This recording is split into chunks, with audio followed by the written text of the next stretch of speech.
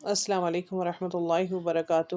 رب اشرح لی صدری ویسر لی امری واحلل عقدۃ من لسانی یفقہوا قولی۔ الحمد للہ رب العالمین والصلاۃ والسلام علی سیدنا محمد خاتم النبیین وعلی آلہ واصحابہ اجمعین۔ حدیث نمبر 47۔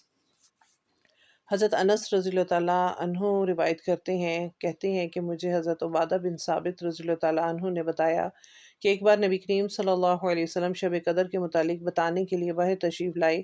اتنے میں آپ نے دیکھا کہ دو مسلمان آپس میں تکرار کر رہے ہیں، تو آپ صلی اللہ علیہ وسلم نے فرمایا کہ میں اس لیے نکلا تھا کہ تمہیں شب قدر کے متعلق بتاؤں، لیکن جے اور وہ باہم لڑے، اس لیے اس کی خبر اٹھا لی گئی، اور شاید تمہارے لیے یہی بہتر ہو، اب اسے رمضان کی 27ویں میں، 29ویں میں اور 25ویں رات میں تلاش کیا کرو۔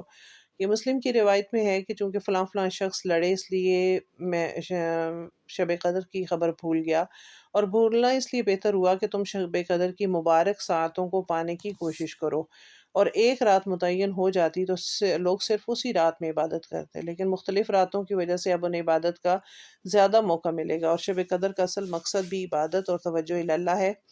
تو اس باب کے عنوان کو اگر دیکھیں کہ امام بخاری نے جو تفصیل اختیار کی ہے کہ یہ حدیث اس کے بالکل مطابق ہے، اس باب کی اصل سرخی یہ تھی کہ مومن کو اپنے اعمال کے ضائع ہو جانے سے ڈرتے رہنا چاہیے، کہ اس حدیث سے معلوم ہوتا ہے کہ رمضان المبارک میں بھی رسول اللہ صلی اللہ علیہ وسلم کے سامنے اور غالباً مسجد نبوی میں بھی دو مسلمان آپس میں جھگڑے، اور ان کی اس باہمی لڑائی کی وجہ سے شب قدر کا علم اللہ نے اٹھا لیا اور ایک نعمت سے مسلمان محروم ہو گئے۔